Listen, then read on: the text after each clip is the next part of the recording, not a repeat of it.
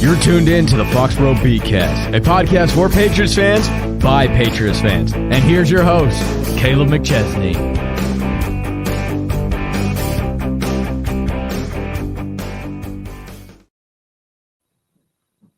Hello, everybody, and welcome to the Foxboro BeatCast. I am your host, Kaleb and Trent. Alongside me for the day, yet again, my partner in crime, Mr. Trent Osborne. Trent, how are you?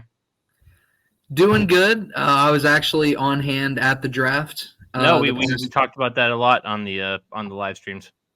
Oh, okay, cool. So you guys already know about that. I called you. We had foot soldiers on the ground. That's what you were for us. Yes. Boots on the ground, giving you guys absolutely no information that you didn't already have. You were at ground zero. Foxboro Beat was represented at ground zero in a Lions, Steelers, Colts jersey. It was phenomenal.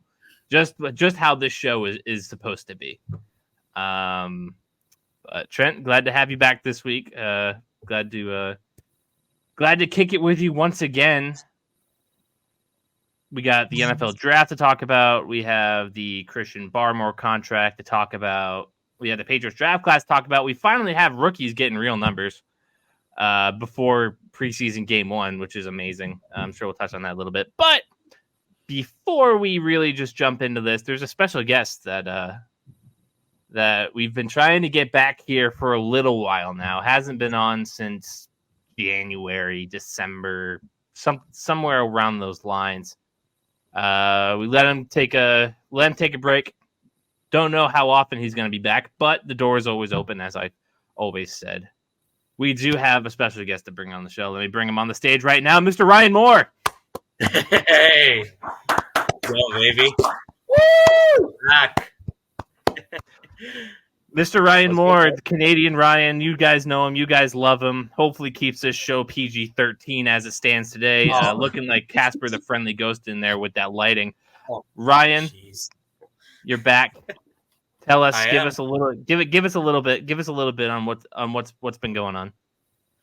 Life and work, school life and work.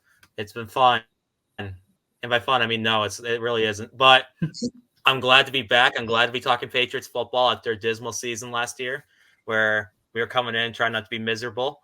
We got a new era, baby. We are officially in Mayday season. Once again, you mentioned that terrible season. I want to remind the public whose idea it was for us to start last year. But that's neither here nor there. Trent, why'd you start it up, man? Yeah, Trent, why did you talk us into starting the podcast last year? What the hell was wrong with you? I don't know. You gotta. It's good to show the growth. You know, you can't be on the come up unless you start from the bottom. You know what I mean? No, for sure. And hopefully that was as low as it gets, but you never know. It is the NFL. It is year one of the rebuild. We took our medicine last year. This is the bottom of the hill when everything starts to come up. As far as NFL maps go, whether we have some turbulence on the way up is to be determined. But Ryan, you're back. We missed you. We loved having you here. Let's just jump right into it. Let's get the boring stuff out of the way. Christian Barmore goes and signs the 4-year, $92 million contract, $41.8 million guaranteed, the largest non-Tom Brady contract ever handed out by the New England Patriots. Can you believe that? Is that really boring?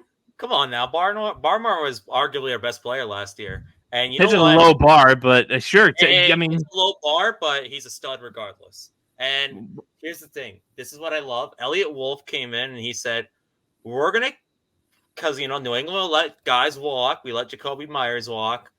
That was dumb. Constantly letting guys walk, whenever you think they're ready to get paid in free agency. Like, when was the last time they had retained a first 2-round pick before this offseason?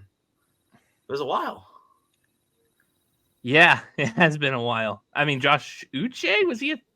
But that's what I mean before this offseason, right? It was Uche and Duggar and Onwenu and a few other, well, not like Onwenu because he wasn't a top 2-round pick, but like those guys. God, you're right. Been a long time. So I love that Elliott Wolf has come in and he said, listen, we're going to reward players for their success here. And Christian Barmore gets a big fat payday for his, success. And honestly, I think it could be a massive steal. Like the $41 million guaranteed essentially makes it a 2-year contract, right? So if he plays at an elite level for a defensive lineman, man, that's good value. That's great value. A little I shocking. think either this season or the season before, he had like 8.5 sacks on that D line. I mean, he was killing it. Barmore, by far the best pick of that 2021 draft so far. Yeah. Well, I'm glad we locked him up. Do we want to talk about the other players in the 2021 draft in the first 3 rounds? I mean, if you want to, if you have it on hand. No, I don't. Okay. No. Okay. Ronnie Kirk is over at Monroe St. Brown. Yikes. Won't speak on the first rounder. Boy. But yeah, no, Christian Barmore's back, fellas. Back for the long term, back for the long haul. We also signed O'Shane Zimenez from the Giants today. That could be an interesting kind of depth passer. I liked him coming out. Hasn't really developed to what I thought he could be. But we'll see. We know there's no problem with depth edge rushers for sure. The fun thing about O'Shane Zimenez is we got another birthday twin of mine on the New England Patriots, him and Hunter Henry. Oh, really? That put a smile on my face. Yes, we're collecting all the December 7th babies. We also have a Kaleb birthday twin on the roster now, but we'll get to that in a little bit. Let's talk about this. Let's talk about this Patriots draft class. Obviously, with the number 3 pick, Trent tried to gaslight me into thinking we were taking J.J. McCarthy. Wasn't happening. We went and got my boy Drake Maye. Fantastic. After that, it was Jalen Polk at 37 after a trade down. Some mixed feelings on this podcast. Trent's a little bit lower. We'll see how Ryan feels in a second. I'm optimistic. After that, you got Caden Wallace, the offensive tackle from Penn State. The other tackle from Penn State. So we'll see how well that goes out. Feel like the Patriots got beat to the punch there at that tackle position. Everybody was gone. After that, it was Javon Baker, I believe. The wide receiver. It was Lyden Robinson first. Oh yeah, Layden Robinson from A&M, also on that stacked offensive line from Texas A&M. As the Bruins go to overtime against the Maple Leafs behind me. Game 5, 3-1. After that, it was Javon Baker, the wide receiver from UCF. Maybe the steal of the draft for the Patriots. We'll talk about that in a little bit. And then was it the corner? Marcellus Dial. From the real USC. Say it with me, Trent. The real USC. Go Gamecocks, baby. South Carolina. Where'd the real USC quarterback in the draft?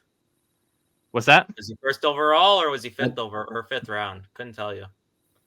No, I mean, all I know is that he went to the real USC. Say it with me, Trent. The real USC. Come on, Trent. You got to chip in on this. I don't think Dial played at the University of Southern California, but my man. Here I was thinking you were on the right side of history. I guess I'll bring on LCO next time to help me to back me up. I'm on whatever side of history fits my narrative. That's real. It's just like me. Okay. So after that, it was a 6th round pick. Ryan, you might have a better memory than me. This is where I get lost. Yeah, Joe Milton was a 6th rounder. After that, Dial was the birthday twin. March 6, 2000, March 6, 2002, me and Joe Milton. Hey, there we go. Mm-hmm. There we go. And then the 7th round, was it the tight end, Jaheim Bell? Jaheim Bell, yes. Out of FSU, fuck shit up University.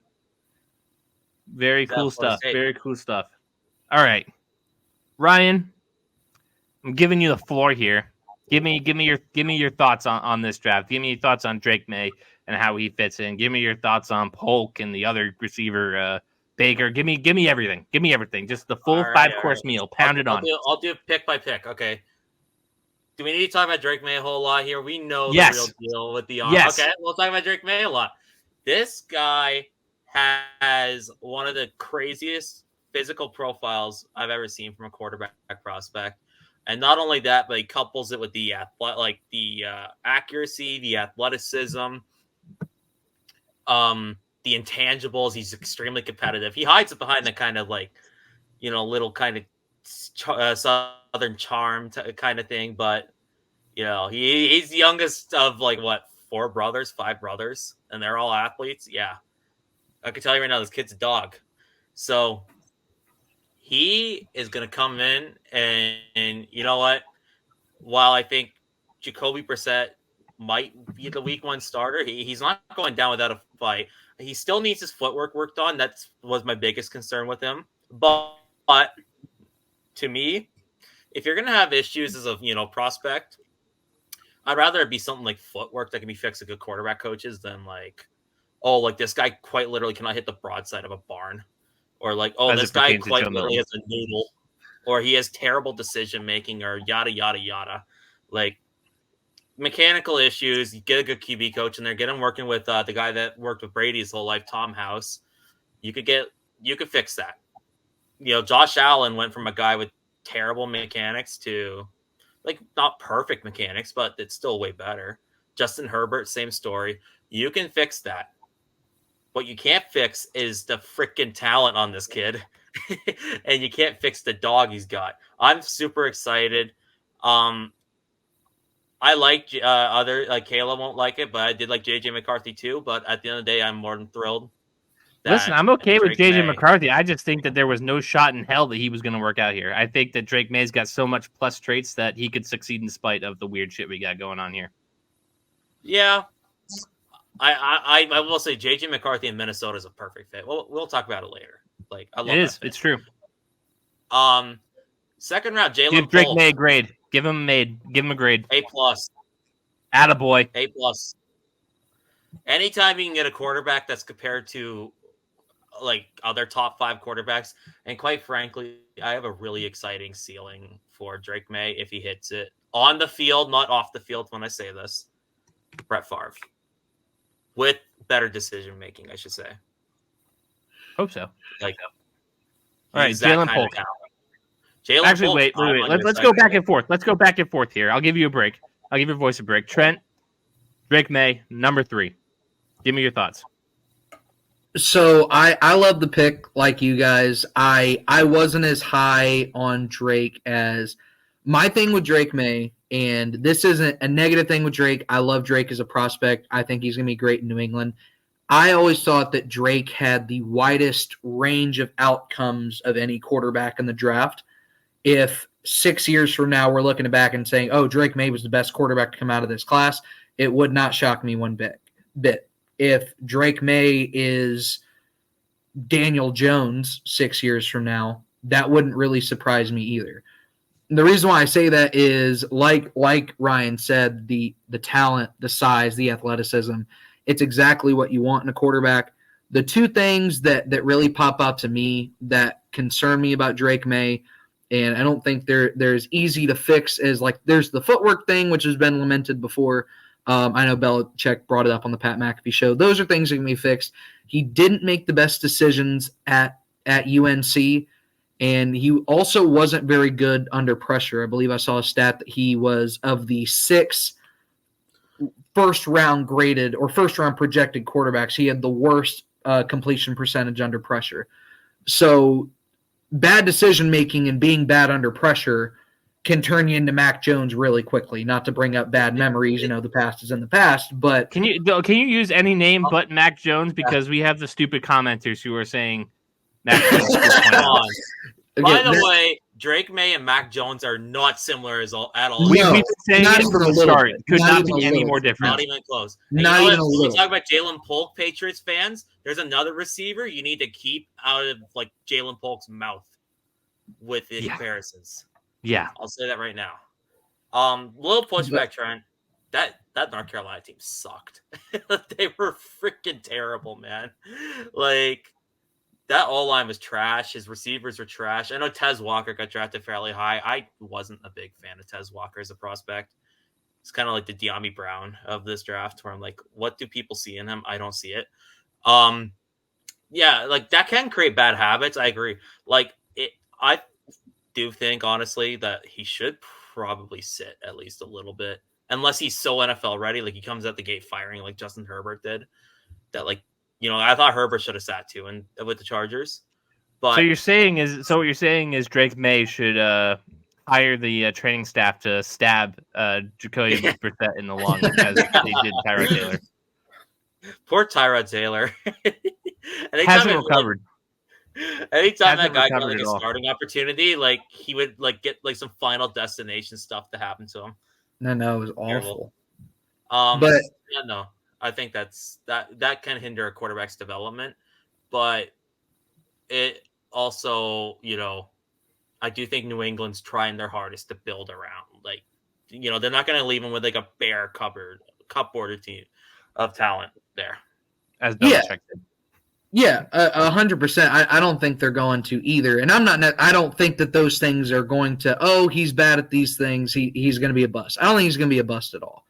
It's just those are the concerns, and if he can overcome that, and you were absolutely right about North Carolina not having a lot of talent. The NFL told you that North Carolina team wasn't very good because I don't think any other North Carolina players got drafted overly high. I think Tez Walker went way below what he was projected to. I think they had a linebacker that got drafted in like the 4th or 5th or something like that. But that's a linebacker. I think That's you're on the right. opposite Yeah. side of the ball. But if bottom line is if Drake Maye can overcome, if he can get better under pressure and he can get better at making decisions, he doesn't necessarily need to be, Tom Brady. But if he can just limit the poor decisions, as Michael Jordan once said, the ceiling is the roof on this guy. There really is limitless potential with him. It's why, like I said, like he could be a better decision-making Favre, right? Like, because Favre, like, for as great as he was also like the ultimate gunslinger. Like, he did not care. That guy was like Jameis on like steroids, man. Jameis Winston with talent. Jameis Winston with like Hall of Fame talent, yeah. Like, did not care. Whereas I do think like May is could be a lot more careful with the ball like than Favre ever would be. Or maybe like he could be like a Roethlisberger, similar sort of talent. All right, Trent, give Drake Maye a grade. Drake Maye, I'd give it, an A plus. I think it was for what they wanted. It was the best pick there. I mean, we've went back and forth in this podcast. I still think JJ McCarthy is a better prospect, or at the very least a safer prospect. But I wouldn't have blamed them for picking JJ. I wouldn't have blamed them for picking Drake Maye. The fact they picked one of the two, I think they made the right move. All right. You know what? I'll have you start on the second round pick with Jalen Polk at 37, and I'll have Ryan rebut because I think he's a lot higher on him than you are. Yeah, I'm not a fan of the Jalen Polk pick at all. I'm not a big fan of him as a prospect in general, and I think they reached really bad for him. We'll get to a guy that Ryan and I are both infatuated with in a second, but the second receiver the Patriots took, I would have taken before Jalen Polk. Adonai Mitchell went to the Colts 16 some picks later. I would have picked him over Jalen Polk. Did Jalen Polk also go before Ladd McConkey? Am I getting that mixed up? No, Ladd went before him. Okay, Ladd went before him. Okay. But there were a few receivers that I would have taken before Jalen Polk did. I think he was the benefit of a great offensive system in Washington, being surrounded by two receivers who were better than him, frankly, obviously Rome Odunze and Jalen McMillan, and they had an NFL tight end as well, and then Michael Penix throwing him the ball. So I'm not crazy about Jalen Polk, and I'm even less crazy about where they picked him. Okay. All right, Ryan. Okay, I disagree, and it's because every single person that I've seen that knows more about receiver play than I could ever tell you, and I'm going to use a future NFL Hall of Famer to back me up on this, because this guy loves calling spade a spade. I think we all know, if you've seen his YouTube channel, I think you guys know what I'm talking about here. Steve Smith Sr. loves Jalen Polk, compared him to TJ Houshmandzadeh. And honestly, I love that comparison. I had another comparison for Jalen Polk, and that is Robert Woods. One of those guys that's real solid. Listen, he's not going to quote unquote wow you, okay? Like, you look at like the athletic traits and whatnot, and you're like, oh, this guy's kind of mid. I don't know. But then you watch him play, and then he'll check the box scores. He's got like 8 catches for like 110 yards or something like that. Constant moving the chains type of player. I don't think he's going to be like a super duper star or anything like that. But I do think if you can get a high quality football like Robert Woods was, that's an awesome pick. For the 37th overall pick, I'll gladly take that all day long. And so I think Jalen Polk for that reason of having a really high floor. Maybe not the highest ceiling. I don't care. Like ceilings are kind of like, how often do players reach their ceiling? I don't know. I think it's a good pick. And another note I would add as well, Tyler Hughes, the wide receiver coach for the New England Patriots now, came from the University of Washington. He did not have to endorse Jalen Polk because, you know, like I talked about this in a group chat. So when guys like, you know, college coaches are selling NFL teams on their guys, right? Belichick was often victim to that. Yeah. You're getting used car salesmen. You're going to get guys that will say, N'Keal Harry, man, this guy, he's like Randy Moss. Watch his best grabs. This kid's a dog. You'll love him. Give him to Brady, and Brady will work it out, and he'll be like a legend. Because at the end of the day, you're trying to make yourself look better as a coach. Tyler Hughes is putting a lot on the line here by bringing in his guy. Because you're going into a new environment. You're going from the collegiate level to the NFL. You have to know a whole lot about this guy to really pound the table for him and say, that's my guy. I want him. I trust him. And for that reason alone, not alone, I should say, but that reason, along with the fact that I think he's a real solid football player, gives me confidence that there's something with this kid. Because we could have doubled down and just got Jalen McMillan as well. Why not, right? Like, obviously, we weren't going to get a Dunze, like, unless, like, you wanted to go, like, nuclear and get, like, a bunch of freaking, like, a huge trade up. But, like, you could have got McMillan as well, but it said something to me that, you know, Tyler Hughes is like, no, I want my guy. I want my guy, Jalen Polk. And so... Read the pick. I give it a B+. Now, there were I liked Ladd better. I liked... well, I mean, he got taken in that 32nd. I like Leggett better. I did like Javon Baker better. We'll get to him, though. And I did... You guys are spoiling all the fun for the fourth round. Save it. Jesus. Keep it in your pants. Okay. And talent-wise, I did like Adonai Mitchell better. But for the reasons I outlined, along with the fact that like a lot of people whose input I do value really did like Jalen Polk, gives me confidence I think he'll be a good NFL player. I personally gave the pick a B because I liked Adonai Mitchell a whole lot more, and I was kind of pissed when we passed on him. But I don't know. He lasted like another 2 rounds longer than we thought he would, and he fell right to Trent's Colts, right in the breadbasket. Trent, if you had to give this pick a grade for the Patriots, what are you giving it? I'll give it a C. Like I said, there's a handful of guys I like better, and I liked Adonai Mitchell way better. Me too. Than I like Jaden Polk. Adonai Mitchell has star potential. If the Colts take the field this season and by week 6 we're saying Adonai Mitchell is the best receiver on the Colts roster, I wouldn't be the least bit surprised. I don't see that out of Jalen Polk at all. You guys, the New England, one thing they need are game breakers, game changers, playmakers at whatever basic term that gets overused you want to use for it. That's what they need at receiver. They had a chance to get one, and they chose Jalen Polk. I don't see that in him, personally. My one thing with Adonai, though, quickly, is if the whole thing about him mismanaging his diabetes and not taking that seriously, that is a bit of a... like. It's a topic I'm very familiar with. Yeah. That does show a lot of immaturity, right? Because it's like, dude, that's... like, come on. You can't even manage your life, dude. Diabetes. But yeah, oh, who knows if Irsay is the best influence on that? But anyways, Caden Wallace in the third round at 68. I gave that pick a B too. You hit on a position that you needed. I really loved that this draft went quarterback, wide receiver, offensive tackle. I've been saying from day one that needs to be the order in some way, shape, or form, and it was. Caden Wallace, though, it feels like the Patriots got beat to the punch on the tackle position. It feels like they just let the last guy fall to them. And Caden Wallace, don't love the things I've read about him coming out. That he's big, but he's not very athletic. He's got a lot of work to do. I saw a comparison that compared him to Vidarian Lowe, a name that we're very familiar with up in these parts. Like so not the highest of endorsements. Ryan, can you talk me into this guy at all, or do you share my concerns that the Patriots just kind of got beat to the punch? I mean, it would have been nice to see him at least try to trade up for Kingsley Suamatia.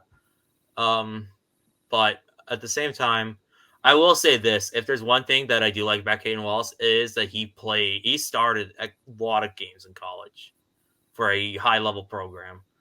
So I think he's a well-rounded, probably maybe a swing tackle. I don't know. As the Bruins lose, they're going to Game 6 in Toronto. Anyways, keep going. Bruins lost. Oh, man. Dangle finally has a happy day. Delaying the inevitable, though. 2-1 the final from Boston. Anyway. Yeah. I think the problem with Caden Wallace, I think he'll be a pro. Like, he'll be a pro for a long time. There is a ceiling, though, where I'm like, I don't know. But, I mean, I'll say this is I'm not an expert on offensive line play. I do think that a lot of our guys come from the Cleveland Browns organization. They've done really well on evaluating offensive linemen lately. I'll trust their input. If they see something with the kid, I do think they did get beat to the punch, but even then, like, this is a guy they probably would have taken in the 4th round if he was there, 3rd round, whatever. You know what I mean? They're high enough on him. So for that reason, I'll give it a B-. Like, I was the same boat. It was a position in need. I just don't know how good the player is.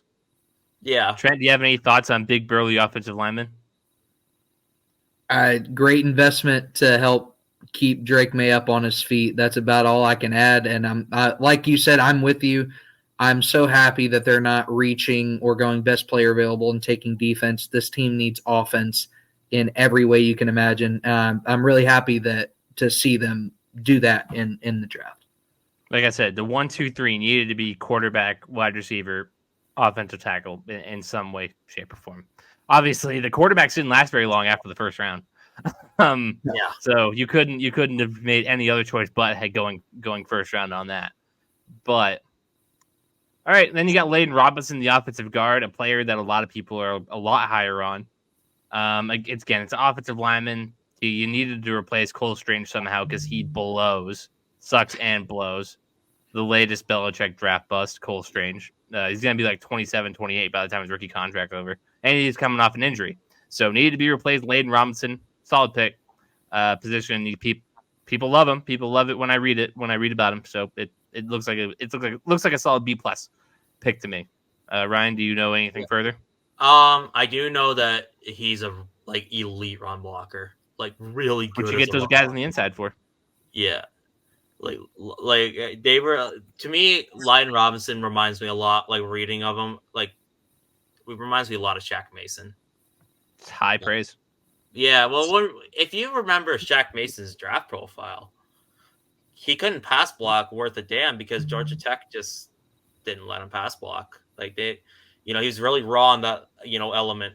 They had a lot of starts, could run block with the best of them, but he couldn't pass block. Layden Robinson, same sort of thing. Not the best pass blocker, but man, this guy can road grade. You want Ramondre Stevenson and Antonio Gibson running behind this guy. Like, he'll create holes, but he's really raw still. I think he needs at least a year, which, I mean, they'll likely give Cole Strange one more chance. Like, this is it for you. Like, same with City Sal on the interior. Something's got to give. Yeah. Like, they'll give him a year to develop, I think, work with him on his pass sets and stuff like that. Let him get a little stronger. And then, like, hey, if he can get that pass blocking down pat, I think he'll be a star. There's one advantage that Shaq Mason had that this guy doesn't. Yeah, star. Dante Scarnecchia. That is the thing, right? I don't know a whole lot about our new offensive line coach. I know Clem is basically not here anymore. I don't know where Clem is. He got sick and he disappeared. Sick and then he just disappeared. I think I would have gotten sick too if I had to watch that Patriots offense. Yeah. All right. I'll give it a B. Trent, I'll give it a B. We're just gonna bypass the Layden Robinson thing. I don't think you have any thoughts on that. So I'll give you first. I do have one real quick. Thank goodness you guys have that 5th year option on Cole Strange, right? Oh, yeah. Yeah. Yeah. All right. Trent, I'll give you first chomp at the bit on Javon Baker here. You go nuts. I love Javon Baker so much, and I'm surprised he fell to the 4th round. I was so happy in the group chat. He was surprised. I know. I was so happy to see Ryan jump in because I thought I was going to be alone in my love for Javon Baker, and I saw him jump in too. I love this guy. I think Ryan will articulate it much better than me, but the body control that this guy has, just an absolute playmaker. Him playing at UCF with no quarterback play whatsoever really did not help him at all. Like I said, I would have taken this guy over Jalen Polk 10 times out of 10, and that's more about me being a fan of Javon Baker than it is about being negative about Jalen Polk. I think you guys got an absolute steal in the 4th round. I really wanted this guy to be a Colt, and I'm upset that he's not. You're going to take Adonai Mitchell every day, though, aren't you? I would take Adonai over Javon Baker, but I was hoping that Javon, if he fell to the 4th, I would not have been mad about us taking him ourselves at all. All right, Ryan, you go ahead. Open it up. Unzip the pants. Unzip the pants. All right. Javon Baker is one of the most exciting prospects I've watched in years at the receiver position, man. This guy's like a highlight reel. He wasn't lying when he came out there and said after he got drafted, go get your popcorn and make people in wheelchairs stand up, which is one of my favorite quotes I've ever seen from a player drafted. And I'm generally stunned. Well, not stunned anymore. If this is Belichick would be like losing his mind. Whereas nowadays we got a new era in Foxboro. Guys are allowed to be a little more, show a little more flair out there. Man, I love him. I was watching Steve Smith's video on him. Steve Smith compared him to a former Patriot, funny enough, Brandon Lloyd, who was a highlight reel back in the 2000s and early 2010s. One of the most electric receivers ever. One of the most electric highlight reels ever. I think Javon Baker could be that level of player. You're right about the body control, man. He does stuff that I'm like, how the hell do you do that? Like he contorts his. It's like freaking acrobatic, man. And not only that, but people will say like, oh, well, he runs a 4.5. He doesn't, he gets a lot of contested catches. He must be like N'Keal Harry. Like they're comparing N'Keal Harry to like Javon Baker and freaking Jalen Polk and all that stuff. Like, stop it. Enough. None of those guys are like N'Keal Harry. 1, they're good at football. 2, they don't even play similar games. 3, they can both actually separate. Okay? And these same points apply to Drake Maye and Mac Jones, you idiots. Yeah. Exactly. Stop comparing them. Dumbest comparison I've ever seen in my life.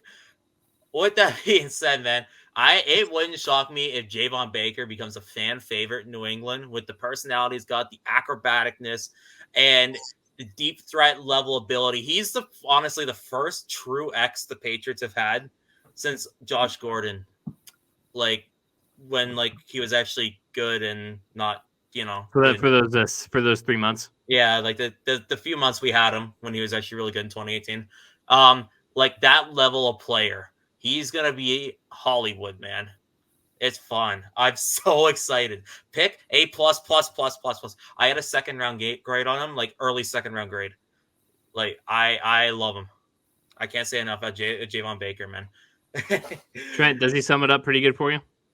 Yeah, he said it perfectly. I had a late 2nd, early 3rd on him as well. The fact that you guys were able to get him in the 4th, like you said, A pluses across the board. Value-wise, outside of maybe the Drake Maye pick, the best pick you guys made in the whole draft. I had to work on day 3 of the draft, and I still couldn't stop smiling all day knowing we got Javon Baker. The customers thought I was smiling for them. I mean, I was, like, customer service, But no, I'm smiling because my team got a dog. Oh man, y'all took too damn long, and y'all are gonna pay. That's what he said, and hey, I hope he keeps the receipts. He had a video today. He put it up. I saw it on his Instagram story. He actually got a fan out of his wheelchair. This guy is helping out people in the community already. What a legend! He's already doing his part. Just advertise. Get the popcorn. Javon Baker's coming. He's already dedicating his time to the Robert Kraft Volunteerism Foundation. You'll love to see it. All right. Up next, we have Is it the Marcellus Dial pick? It is Marcellus Dial. Out of the real USC cornerback captain, I said we needed a corner from the start. I said, okay, once you get this offensive pieces in place, you need to get a corner. You have nobody lining up on the other side of Christian Gonzalez. Jonathan Jones is fine, but he's a slot corner. Marcus Jones, hurt, better at special teams anyway. Past that, do we still have Sean Wade? Like, Sean Wade is Sean Wade alive? That's the question. So you need to get a corner, and I really love this Marcellus Dial pick. Everything I read, he's sticky in man coverage. He's aggressive. Sometimes a little too aggressive, but I'll take that any day of the week. That's just what I love in a corner, and he's 6 foot. You don't have these 5'9" guys running around there like we did a couple of years ago with Marcus Jones, Jonathan Jones, and Jack Jones before Jack Jones decided to bring 2 loaded firearms into his carry-on at Logan Airport. And then blame Patriots fans for why he's an idiot. No, right. So all that in mind, I really love this pick. I thought you needed to get the position. You got a solid player. You got a high character guy, obviously. I mean, he had a captain patch for South Carolina there. So I think it's a really, really solid pick. I give it a B+. I'll add about the character stuff. I read that like he won like an award like on the South Carolina team for overcoming adversity. He unfortunately lost his dad a couple of years ago, but he overcame it. Everyone loves him in that room. My one thing about Dial is I don't know, unfortunately, if he's a cornerback at the NFL level. From what I've heard, from the people that have scouted him, they think he'll be more of a safety type of player. We need a safety too. My opinion is honestly, I would use him as a hybrid. Like use him as kind of like a man eraser on tight end because he's 6 foot, right? Get him to bulk up a little. Use him as a man eraser on tight ends because a lot of teams Peppers isn't getting any younger. Yeah, a lot of teams just slotting out their tight ends now. So use him as a hybrid type of player. I'm not as high because I've heard he's really stiff movement and stuff like that, which could really hinder him. But I think if he moves to safety, there could be a chance. Like I'm low on him as a cornerback. As a safety, I think he could maybe be like a little bit like what Patrick Chung was, maybe, which is high praise, but it's sort of similar type of profile. He needs to gain some weight though if he wants to be like Patrick Chung, but kind of like that tight end eraser type of big body, man coverage, get up in their grill type of guy. Yeah, I like the player. I think he does. From what I've read though, I think he needs to probably change positions because he'll get exposed due to his like stiffness and coverage. Trent, you got any thoughts? I don't know much about him as a prospect personally, but we were saying as we were watching day 4 of the draft together, you can never go wrong in later rounds with SEC defensive backs. So SEC defensive backs in the later rounds always get high praise for me. Yeah. Then after that, was it Joe Milton after that? It is Joe Milton. This is another pick I actually love. Listen, the pick is fine. It's fun. Can we stop with the comments that he's going to be contending for the QB1 job? Okay, yeah, come on, people. Let's stop that. I can't believe it, Ryan. These comments said to draft Marvin Harrison Jr. at 3 and then draft Joe Milton later. He's going to be Joe Milton play quarterback. He's the pitcher that can throw 103 miles per hour, but he can't hit the strike zone to save his life. He's got like 9 walks per 9, and he also throws 103. So with this pick, I asked 2 things. One, what's he going to do? Like, I'm interested. Is he going to be quarterback? Is he going to be a Taysom Hill thing? Excuse me. And why do we hate Drake Maye already? Why do Patriots fans hate Drake Maye before he even lands in Gillette? Doesn't even have an apartment yet. Because Patriots fans saw a quarterback that picked the number 10, and they're like, damn it, that is Mac Jones. The cans in the background.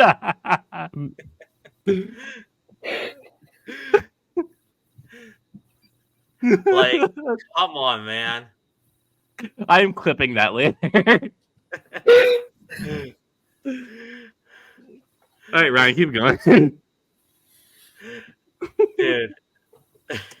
Joe Milton. Why do we hate Drake Maye already? Mac Jones are nothing. Joe Milton and Mac Jones. See, I'm distracted now. Joe Milton is not coming for Drake Maye's job. With that being said, I love the pick because if you actually use him in a Taysom Hill role, it would actually be electric. This guy is a Greek god of a human being, dude. Huge. 6'5", 250 or whatever, 245, 250. He runs in the 4.5s. He can throw a football like 90 yards. He literally, like, his velocity, like, you might as well make him like the Red Sox could probably use him with half their arms going down. Like, this guy's a freak, man. Use him in the Taysom Hill role. Just have him, like, if you're going to be playing a quarterback, though, have him be the designated F it, he down there guy. If we need one throw, we're at our 10-yard line. And max protect, have, like, Javon Baker run 90 yards down the field and just have Joe Milton launch it. Why not? I think it could be electric. He's a fun player. Yeah, he might be like suck as a quarterback at the big time level, even at the college level. He sucked, but he's gonna be fun. He's gonna be fun to watch. A good quarterback. Like, if he was a good quarterback with those physical tools, are you kidding me? He would have won first round pick. He'd have been first round pick. Like, come on. But you use him in that Taysom Hill role. That's the electric. It's the electric factory for a 6th round pick. Are you kidding me? Let's have fun. Let's get weird. Let's have some fun. Let's get weird, he says. I love it. That's the Patriots motto in 2024. Let's get weird. Yeah. Why not? Let's have Joe Milton. Like, let's do the double Edelman pass play, but instead of Edelman, it's Joe Milton. Milton's going to sail it 70 yards and hit a kid in the head in the stands. No, you let Joe Milton stand 10, 15 yards behind the line of scrimmage. You let him get the time to load up the throw, and then have him chuck it. I'm going to be able to catch that from my house in Townsend. Give me a break. You know what? We need to see in the offseason, like in the summer, I want to see if they can get Joe Milton to hit the top of the light tower. He probably could. Yeah, we need to see it. I want to see it. Dude, there's a video of him throwing an orange 100 yards. He's like, oh, man, my arm was tired. I could have threw it further. Like, I love him. This guy's insane. And obviously, our quarterback room looks a little different now. I mean, you got 3 guys with absolute rocket launchers for arms, and then Bailey Zappi. No more noodle arms. Big arms of the future. No, we literally said we cannot deal with this weak arm crap anymore. Let's get some guys with hoses. Absolutely. All right, Trent. I know you've been holding back the labs a little bit here. You've obviously seen Joe Milton up close and personal at Michigan. So let's just pretend that he's not going to be a serious quarterback and we're going to use him in this Taysom Hill role. How do you think it'll work out? Well, Ryan had the best idea I've heard anybody say about Joe Milton as an NFL player, and in a similar way, actually, that the Colts used Jacoby Brissett in Andrew Luck's final year in Indy. I remember there was a game, I can't remember what game it was, but we needed a Hail Mary to win the game, and we took Luck out and sent Jacoby in there just to heave it down the field because Brissett had a better arm. Strength-wise, he did. I don't know if the tight end hybrid thing is going to work out, especially because he seems very hell-bent on playing quarterback. And look, I get that there is a stereotype. Let's not get too much into it. A stereotype around super hyper-athletic black quarterbacks in the NFL. Lamar Jackson won an MVP and still had people unironically saying that he should change positions. I get it. Joe Milton is not an NFL quarterback by any stretch of the imagination. He was the 6th round pick. Yes, and I feel bad that you guys are saying this, that how fun he's going to be, and he's most likely not. Listen, he's going to be bad, but he's going to be fun. That's the. But he's not though. You look at his makeup, and you think, oh my God. This guy, if he catches a crease, he's running this 80 yards down the field. He's not going to do that. He's never done that. He's going to just throw darts 80 yards down the field. He might do that like once. And the reason why I feel bad is because Michigan fans went through this, hyping up for probably 2 years. Can't wait on the Milton era. And it comes and I want people to understand, when I say he's a bad quarterback, I'm not just saying like he's inaccurate. I'm not saying, no, he's horrid. Couldn't hit the broadside of a barn. Yeah. And I explained this to Caleb the other day. He's going to, if he ever, goodness forbid, you guys get in the situation where Joe Milton is your starting quarterback, he is going to throw interceptions that not only are they bad, not only going to look like, probably should have held off on that one, it is going to be interceptions that would end up on Shacked and a Fool, if NFL Shacked and a Fool is a thing. He's bad. Like he's a bad quarterback. Yeah. Like with that physical profile, he should be like a first like overall pick. Like this is honestly this is 2007. It'd be like him and Jamarcus Russell duking it out for who goes first overall to the Raiders. Al Davis would like have like the most like intense like scouting, evaluation of period of those two. Well, even so, I mean, look at last year and add this comparison with Caleb. I mean, nobody thought at the end of the college football season 2 years ago, Anthony Richardson was going to be a top 5 pick. He hadn't really shown much on the field to make anybody think that, but he had the advantage of being younger, but he went and killed the combine, and he ended up being a top 5 pick because he had something there. Joe Milton athletically is pretty similar to what Anthony Richardson is, and he was a 6th round pick. He is as close to a lottery pick of an NFL player I've ever seen. He's a 6th round pick. I know I'm knocking a 6th round pick really hard. I knew somebody would take a chance on his potential. If he buys in and does the Taysom Hill hybrid thing, I absolutely think there's a role for him in the NFL. I just really hope you guys never have to come to the I agree. I can't imagine he'll ever be the only quarterback on the roster, but we've had disaster strike before.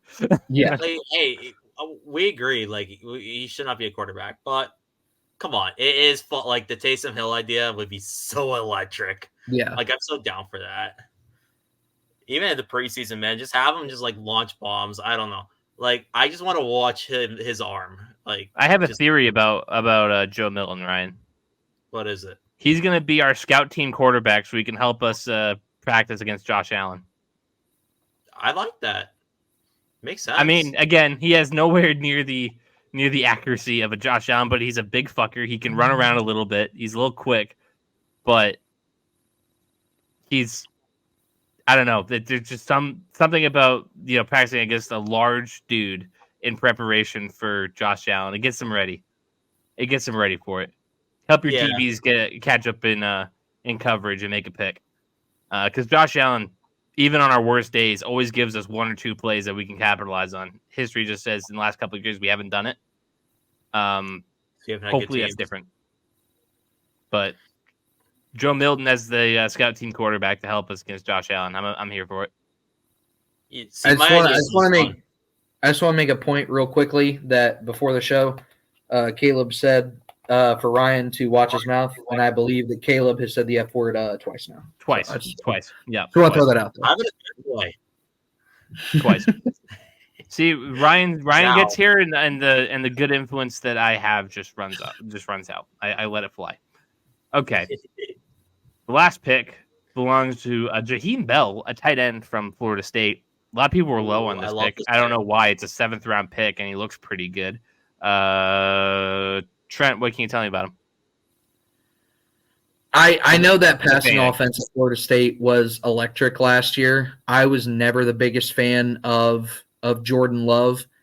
The NFL is kind of not Jordan Love. I'm sorry. I had Cheesehead Cutler on the mind. Jordan, not the biggest fan of Jordan Travis in college or as an NFL prospect.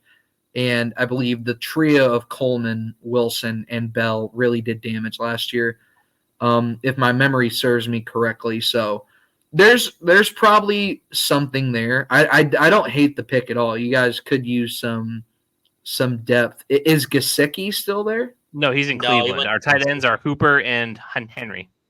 Remember that podcast we did when we signed Hooper live? Oh yeah, that's right. We broke that. We did. We had it first. It is Austin Hooper in Big 2024 though. So hey, don't be pooping on the Hooper, okay? We should have kept Pharaoh Brown. I'm disappointed. We should have kept Pharaoh Brown, most electric player on the offense last year. Yeah, low ball. The guy that ran a 4.8 and is a blocking tight end was the most electric player. Patriots had 2 long touchdowns. Ryan, what do you think? Caleb, do the Belichick voice talking about Pharaoh Brown's name. I mean, Pharaoh Brown was just an electric player. I mean, 2 catches for too long, touchdown. It's hard to really do that. And, really wish we could have kept him around, but I got fired and I couldn't get to Atlanta. So, just deal with the punches. I guess you can see me on Pat McAfee on Mondays this fall. Anyways, hope that was good enough. He's actually a lot more animated when he's not in the press conference. I enjoyed watching him on I rewatched the 4 hours of the draft just to get Belichick on the McAfee show, and I don't regret it one bit. Monday to listen to him I'll tune in every Monday too. And I'm not a big Pat McAfee show fan personally, but we're like Bill bots here. We love ourselves some Bill Belichick content as much as anyway. Who was the guy that was arguing with me on night 1 of the draft? You guys weren't there. There was one dude who was arguing with me in the comments section and said I just didn't like Bill, and that's why. And it was a mess. So I went to my closet, I pulled out my Bill Belichick hoodie, and I'm like, "Tell me I don't like Bill." And then I wore it on night 2. I used to have a Bill Belichick ugly Christmas sweater, and it said "Let's party." That's Belichick's energy now. He just wants to party. All right, Ryan, Jaheim Bell. This is another pick, man. That at the end of the day, it's 6:30 at night, long shift at work. Days are going by slow. I see Mike Reese tweet out a bunch of Bell emojis, and my face lit up again, man. It lit up. I love Jaheim Bell. I think he's another one of those players, man, where let's get a little weird with him. He's not the biggest tight end. He's only 6'2", 230, 240. I've seen that he has a positional versatility. You can line him at H-back, you can line him at fullback, tight end. There is a football player that I don't know if I want to compare him to, but I want to compare him to. Go ahead. Just hope that this is on the field emphasis. I think we know who we're going to refer to when I say this. I still don't know. Aaron Hernandez. Oh, boo. Yeah. Boo. There's no other player you could comp him to. Okay, I clarified as a football player, okay? No murder. No murder. I mean, you couldn't have said... Jaheim Bell seems like a really good guy. You couldn't have said a guy like... Oh, God, what was his name? In the 2014 Super Bowl season, the Gronk's back up there. Tim Wright. You couldn't have said Tim Wright. Really Tim Wright. Tim Wright was 6'4", 6'5". You couldn't say AJ Derby. Aaron Hernandez was good. It's not like he's a one-of-one tight end like Gronk or Kelsey, where if he was like this guy, you gotta compare him to. I'm sure there's plenty of others. Tyler Eifert. How many 6'2" or shorter tight ends have there been in NFL history in the last recent years? It's him, Aaron Hernandez, and Delaney Walker that I can think of. You couldn't have said Delaney Walker? He doesn't play like Delaney Walker. Pretty sure Kyle Granson is 6'2" on the Colts. I mean, Kyle Granson sucks, but obviously I want to compliment him. Yeah, no, let's get the Patriots fans excited. Kyle and Granson. That's the comparison I have. No, but Aaron Hernandez makes them think of murder. Yeah, okay. Murder aside, Aaron Hernandez is quite good at football. He was the best guy around. Listen, Aaron Hernandez, if it wasn't for the murder, would be a very good football player. He would have been very efficient. It would have worked out very bigly. It would have. He was technically not guilty. Great people on both sides. It was just really a tragic event. I wouldn't have wished it on anybody. Murderous. I could have said that for another person that died recently. Being quite good at football. 11,000 yards. Really couldn't have come up with another name. Oh my god! I think my favorite OJ tweet ever is you couldn't have said Michael Humanawanui. You could have said that. What? You could have said Who Man. Oh, he doesn't play like Who Man. Who Man played like Who Man Mr. Murderer. Ran like me. I love the Who Man, but that guy was slow. Jaheim Bell's fast. He's just short. And you know Oh, what? I like you, man.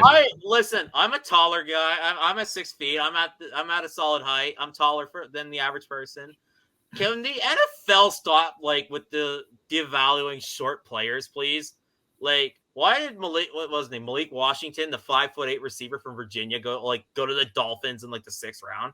That guy is a round two or three talent on my board, and he fell to the 6th or 7th. You have any idea who he's talking about, Trent? Look him up, Malik Washington. Very good at football. That's all. What do you think of Malik Washington, Trent? You guys don't know who Malik Washington is? Awesome. Football guy. Let's get football guy in here. Football guy. Me and Ken. I'm sure Ken knows a lot about Malik Washington. If he doesn't, I'll be disappointed. I think Ken's at work. I can't phone him in here. But he listens. He's Live. The football guy comes in. We're gonna talk Malik Washington. No, he's another player I really loved, and see him go to the Dolphins because NFL teams are like 5'8" receivers. Demario Douglas last year should not have been a 6th round pick, but NFL teams are like 5'8" receiver. He also played for Liberty. Well, yeah, but the talent. Nobody good comes out of Liberty. That's what he should not have been a 6th rounder. Anyway. All right, but Jaheim Bell looks pretty solid. Back to Jaheim Bell. I'll finish this up quickly. I think let's get weird with him once again. He could be electric. I remember. Let's get weird all 2024. Yeah, let's get weird. Belichick. PFF says that Brady's been gone for a while. Josh is gone. All the old regime guys are basically gone. Let's get a little funky. Why not? Make Patriots football fun again. Hasn't been fun for some time. Let's get fun.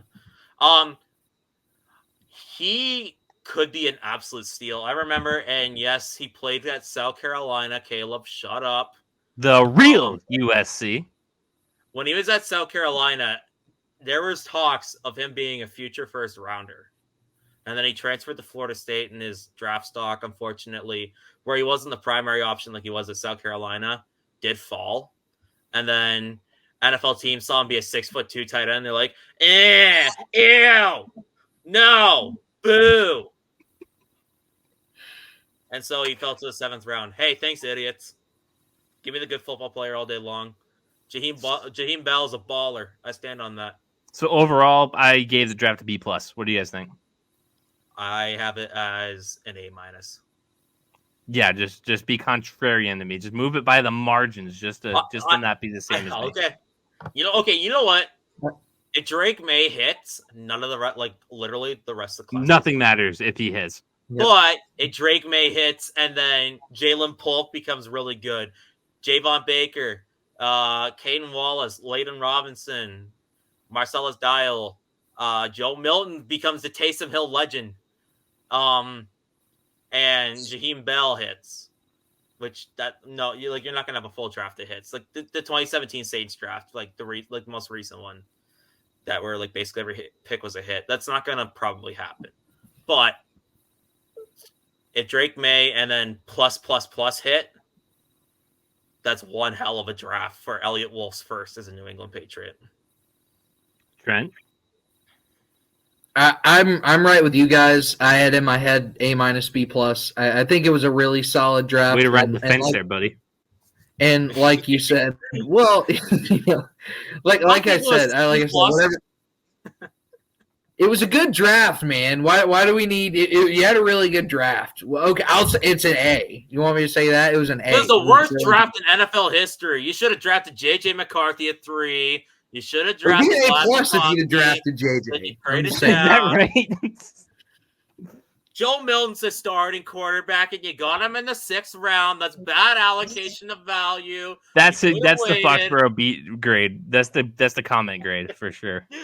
Honestly, I should just lean into how bad my comments are and just post like them. I should. They take Drake Maye at 3. You got a guy like Bo Nix still on the board. I'm really scratching my head about that one right there. We took Mac Jones again with the 3rd overall pick. What the hell? We retained the rights of Mac Jones with the 3rd pick. Trent sounded like Mel Kiper there on that Bo Nix. I've been working on my Kiper impression. You look at the Atlanta Falcons and what they were doing at their draft. Why couldn't we be like them? That's a well-run organization. Okay. I can't. It's such Jaheim Bell in the 7th round when you really just could have just, traded out that pick and got a future 8th. You would have took him in the 3rd round. Instead, you wait till the 7th. That's poor allocation. You should really show a player that you like his abilities. No, give him the validation of drafting him earlier. Yeah. You reached up Caden Wallace. He could have had, I don't know, me. I don't know. You look at a guy like Joe Milton in the 3rd round. He couldn't hit water if he fell out of a boat, but absolute hose. I've seen it for myself. I can tell you absolutely the guy can throw the football a quarter mile. Hey, we'll make sculptures out of this guy. He's like a Greek god. He's a cool guy, locker room guy, really brings the team together. He went to everybody's birthday party. You have no character questions when it comes to that. He got that dog in him. He's Would y'all have gone to Drake Maye's birthday party? If he invited me, yeah. Yeah, if he invited you, would you go to Drake Maye's birthday party? Dude, Drake Maye's birthday party would be fun as hell, man. I really want the Drake Maye beach house like we had the Gronk beach house. Yeah. The Drake Maye party bus. Just him and his frat boy brothers. Although one of his brothers is in Japan right now, so that's kind of a little difficult, but he's in Tokyo because he's big in Japan. All right. Yeah. we got an entire NFL draft to recap here in about a half hour to do it before my brain explodes. Trent, give me some of your thoughts. Give me the rundown of the Colts. How you feel about that? Give me the rundown of some other picks that you really like, some picks you didn't like. Let's get your general kind of synopsis. So about the Colts, I really like the Leatu Latu pick. I wasn't crazy about it at first. Oh, you were only not crazy about it. You wanted Chris Ballard. Let's not talk about what I said about Chris Ballard. It really frustrated me at first because it seems like another example of Chris Ballard thinking he's smarter than everybody else in the world when it comes to football. I wonder what that's like as a Patriots fan, having a GM that thinks he's smarter than everybody else. It very much felt like that when he didn't just pick Dallas Turner, but he graded out really well last year, was an absolute menace for UCLA, for one of the better defenses in the entire country. So high character guy. We really only pick high character guys, even though we kind of picked a bad boy in the 2nd round. You see that? Listen, Trent, this bad boy is just bad because he doesn't take care of his insulin. We kind of got a bad boy. No, we never pick guys with character concerns ever. The second I heard George Pickens coughed and didn't cover his mouth, I knew we weren't going to pick him in the 7th round. Probably took him off our board. That's how we've always been. But we got a little bit of a bad boy. Ask him how does he feel after he gets drafted. He says he's pissed off. I love it. We need that on the team. Tired of having a team full of nice guys. I hate it. But love the Adonai Mitchell pick. If Leatu Latu, God forbid, breaks his neck and his career is over, let me put it to you like this. I love the pick. If everybody is healthy and we don't make the playoffs this year, Chris Ballard needs to go. Just flatly, this team is too young. This is the window to win right now, and this guy has not contributed to winning actual meaningful games yet. I really like the draft top to bottom. I wish we would have taken a corner sooner than we did, but I assume we're going to be in the market post June 1st. Hopefully guys like Justin Simmons, bringing back Stephon Gilmore. That's the dream. Really big fan of the Colts draft, though. Top to bottom. What else you got? Colts fan. You want to meet about your team a little bit? Come on. Boo. Took a guy that retired. Boo. Ryan's poo-pooing your draft. Poo-poo. No, it's poo-pooing the Colts fan. Ryan, what's your problem with the Colts draft? Nothing. Why are you poo-pooing? I'm poo-pooing the Colts fan for making this show about his team. He asked me to. Here. No.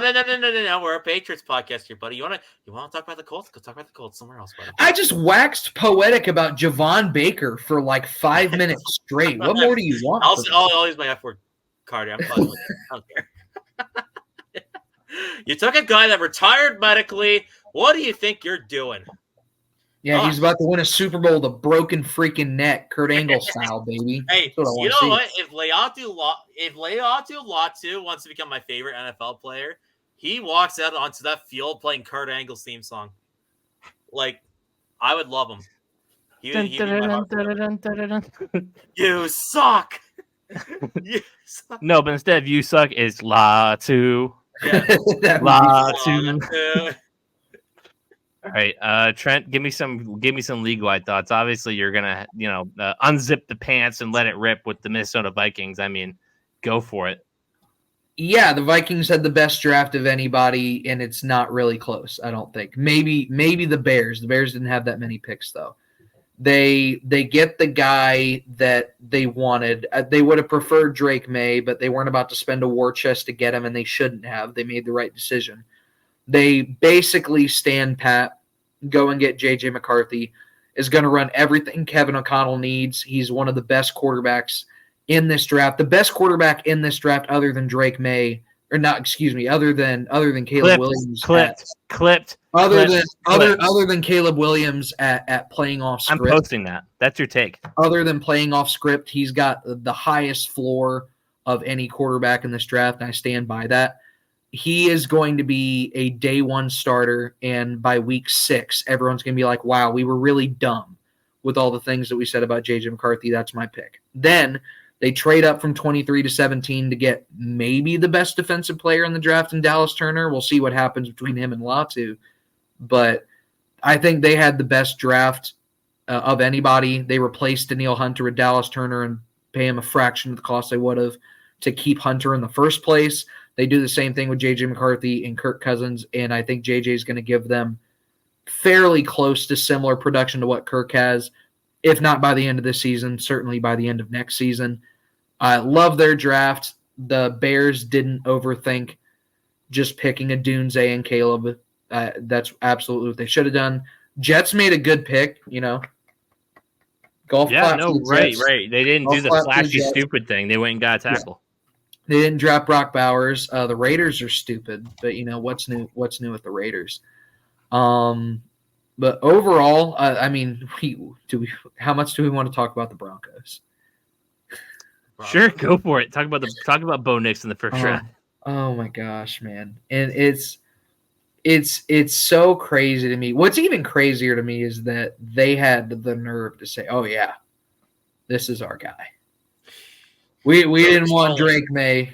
We didn't want J.J. McCarthy. We didn't want Michael Penix. We didn't want – we'll talk about that too. We didn't want Michael Penix. We wanted Bo Nix. And, okay, if Sean Payton thinks he really just needs baby Alex Smith to run what he wants to do and he thinks Russell Wilson was that bad, okay, we'll see what happens. I really like their draft outside of the Bo Nix pick, though. Dude, there was a report that said, Bo Nix came to his Denver Broncos meeting, and Sean Payton, he brought a backpack with him, and Sean Payton's like, what's in the backpack? And Bo Nix pulled out some football cleats. Yep. And, a neck massager or some shit like that. And I'm like, oh, my God, this is NFL scouting. That's Sean Payton scouting, and Sean Payton's a twit. I also want to say, if we want to talk NFL scouting, though, I know this has been ad nauseum, but I have to talk about this. Okay. And I'm going to say it more passionately than I think you guys could allocate it. I already used my F word on this show. Go for it. I used to. What the fuck are the Atlanta Falcons doing? Okay, I've been watching drafts just in a lot of sports for years now. Years and years and years and years and years. I am that sicko that watches a commissioner walk up to the stage and go, with the 56th pick, the New Orleans Saints select Johnny Asshole, Clemson University. I'm that guy. I will watch it. I'm unhinged. I had never been more surprised in my entire life at a draft pick. If you guys saw my face, man, I should have been on this. I don't know if you guys are streaming it or not. You should have seen my face on it. I literally looked like I saw someone get shot right in front of my eyes. And I don't even care about the Atlanta Falcons. I was watching the day after just Atlanta Falcon fans' reactions. I'm like, this might be worse than 28-3. The way they're reacting, dude, they were falling to their knees. Kirk Cousins, $180 million American dollars over 4 years. There was a literal in the crowd. There was a gasp. It was like somebody had just come out and grabbed the mic and said something racist. Yeah. It was everybody, 200,000 people.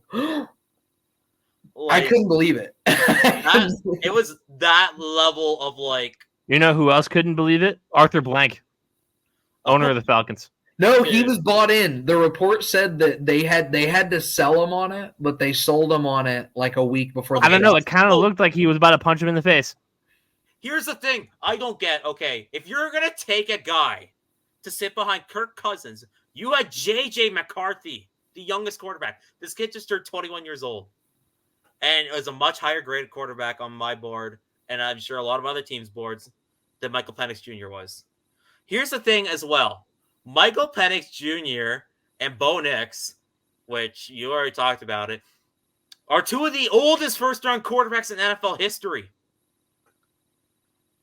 Like, they're like easily up there. They're up there with Brandon Whedon. Now they're 4 years younger than Brandon Whedon. That's the anomaly of all anomalies. But even was then, Brandon Whedon like BYU mission guy or no? He played baseball for the Yankees, and then he played like a full like senior like basically went like to senior year at college, and he's like a 28-year-old rookie.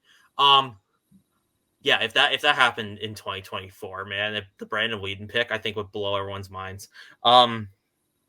Yeah, that's one of the oldest quarterback prospects ever in the first round, and not only that, this guy is a walking hospital bill. What are you doing? By the time, okay, and Kirk, like people were trying to compare it to the Jordan Love, Aaron Rodgers situation. One, not close. Jordan Love was like a 21-year-old rookie. Also, like didn't have a lengthy injury history. Also, he was taken with the 27th pick in the draft, 26th, 25th. I don't know. And Aaron Rodgers was like 2 seconds away from forcing himself out the door every single year. Aaron Rodgers, you just signed Kirk.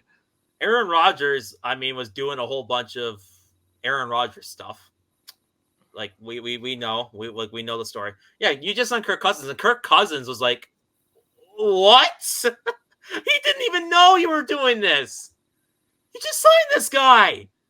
Do you know why? Signed him off a torn Achilles. Did you hear why they didn't tell Kirk Cousins before they were on the clock? If it's something stupid, I'm gonna leave this call and I'm gonna go fight Terry Fontenot. They said that the reason why is because, so you have to understand the lore really quickly. The GM for the Falcons was on the Saints front office team that got jumped by the Chiefs for Patrick Mahomes. And they did not want that to happen again with Michael Penix. So they were in love with Michael Penix this whole time, and they did not want it to leak. They did not want to tip their hand that they loved Michael Penix Jr. as much as they did. So they didn't tell anybody, and they didn't tell Kirk Cousins because they were worried that he would leak it, basically. They didn't say that specifically. Kirk would leak it because it's stupid. Yeah. Patrick Mahomes was a 21-year-old rookie. And how old is Michael Penix? 24. How old will he be at the end of his fifth-year option? 29. Yeah. There's literally a picture. He's not even 29 years old yet, and he has 3 Super Bowls. There's a picture of Michael Penix in a wheelchair with 2 massive air casts around his head. I bet you guys played Tony Hawk Underground too. I don't know if you have. There's that kid that's like strapped up in the dude. Javon Baker should go save Michael Penix's freaking life. Trent, you good? I could not believe. Ryan, what did you do to Trent?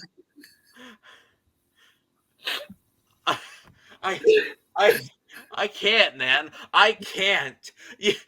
We get jumped for Patrick Mahomes once upon a time, so we have to take the oldest first-round quarterback since Brandon fucking Whedon. Who's got pictures of him in like 2 air casts?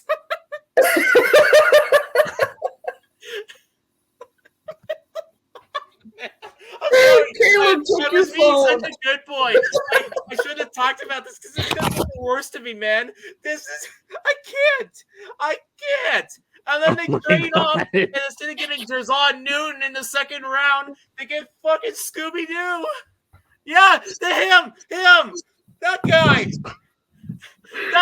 That's what Michael Penix Jr. looked like. And the messed up part is that guy doesn't even have both of his legs casted up. He only has one. Penix was even worse than that guy.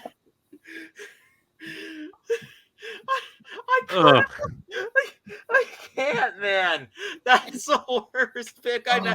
And listen, I feel bad. I genuinely feel bad for Michael Penix Jr. because I actually liked him as a prospect. Me too. I don't get it. There's no. If he went to the Raiders, I'm like, yeah, that's a good pick. I like it. So I'm like, what the fuck? No part of it makes sense at all. And either way, Atlanta. the literal only way this doesn't end up being really stupid in one way or another is if Michael Penix is just Big Ben 2.0. Yeah, on the field. Big Ben 2.0. You see? But there's like I don't know. I'm not getting into it anyway. But he has to be like an elite NFL quarterback, or it's a wasted pick, or you wasted $200 million. It's one or the other. Literally, the only way this makes sense is if someone crowbars Kirk Cousins in the leg week 1. Listen, would you be shocked if it wasn't Michael Penix? $200 million. Maybe they Tyrod Taylor Kirk Cousins. I don't know. Listen, the only way this works out for the Falcons is if Penix is really good and they kill Kirk Cousins. Yeah. The only way this works out. Our conversation. I hope Kirk Cousins got good at life insurance. Yeah, the only way this works for the Falcons is A, Michael Penix is good. B, Kirk Cousins retires, and out of the goodness of his heart, he gives all that money back. Kirk's not going to do that. Kirk's not going to do that.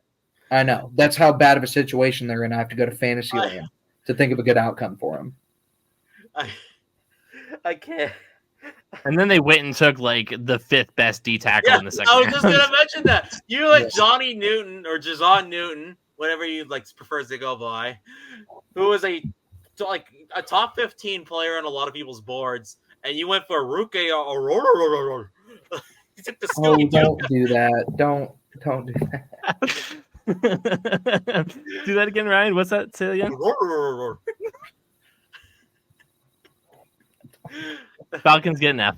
Falcons get a fat F. Worst draft. I think that might be worse than like any of like the Mike Mayock era Raiders drafts. Like, oh my God. How does this compare to the 2017 Patriots? Hey, they got Connor McDermott and Dietrich Wise out of that. No, known legend with Connor McDermott. Hey, he just got cut today. That guy played a long time in the NFL, respectively. All pro right tackle, Connor McDermott. The Jaguars did take Trevon Walker over Aiden Hutchinson. That was bad. That did happen. That was bad. Any other picks? I did want to say this as well. The NFC North is going to be electric factory, man. Yep. I can't wait to watch that division. That's going to be like my Sunday ticket division this year.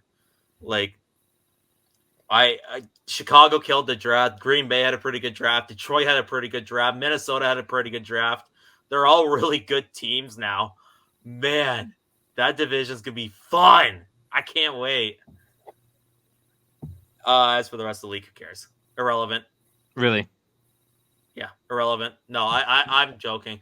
I am intrigued that Kansas City did go for Worthy in round 1. Listen, Mahomes just needs somebody who goes deep. So they got him in like Hollywood Brown. So like they're gonna have a drop off in the freaking. They're gonna run like 4-2 like ones or whatever, and they're gonna drop 50 million passes. It's true. They should have drafted Ladd. Should have drafted Ladd. Yeah. What do you think about Ricky Pearsall to the 49ers? Someone's gone. Whether it's Ayuk or Samuel. Someone's got to be gone. Spencer Rattler to the Saints. Do we want to see the Saints on Hard Knocks? Why? So Spencer Rattler can throw a football at Chris Olave's head after he misruns a route or something? I want to see him and Derek Carr get at it.